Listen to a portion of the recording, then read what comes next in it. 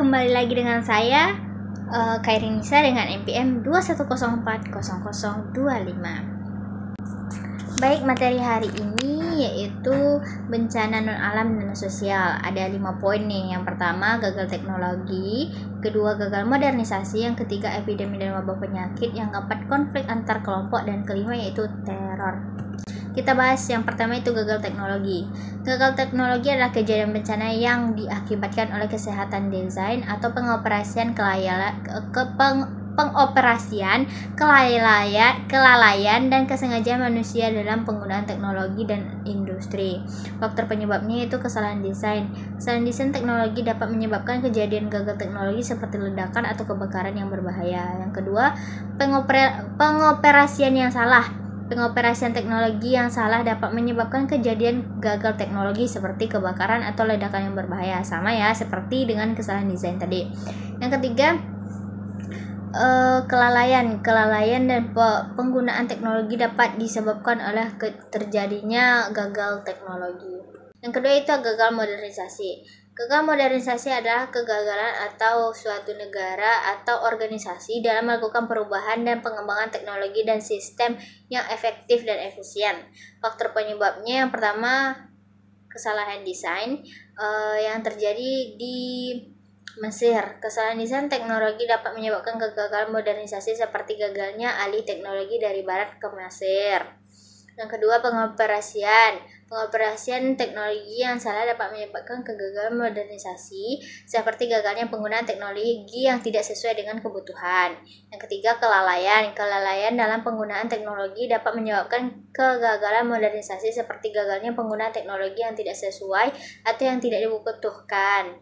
Keempat itu kesengajaan dalam penggunaan teknologi dapat menyebabkan kegagalan modernisasi. Kita bahas yang ketiga, yaitu epidemi dan wabah penyakit. Epidemi adalah penyebaran penyakit yang menyebar lebih banyak orang atau dalam waktu singkat dan dapat merebak dalam satu atau beberapa wilayah.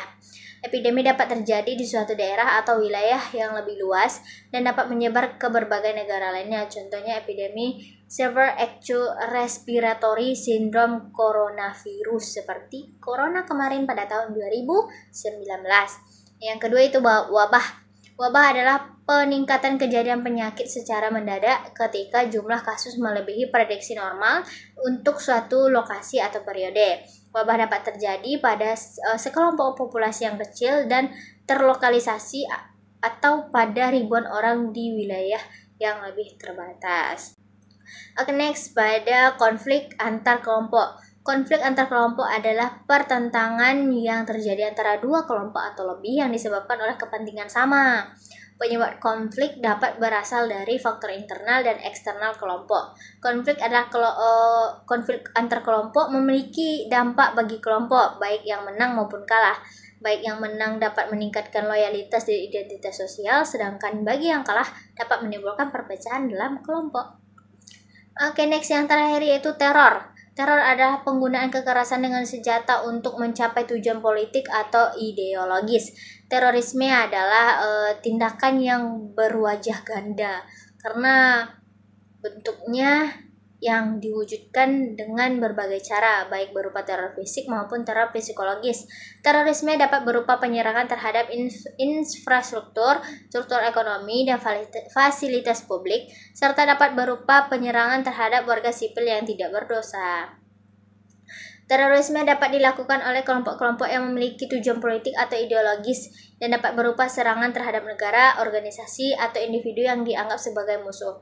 Terorisme dapat berupa aksi teror yang dilakukan oleh individu atau kelompok dan dapat juga berupa sabotase yang dilakukan untuk melemahkan musuh melalui subversi, penghambatan, pengacauan, atau penghancuran.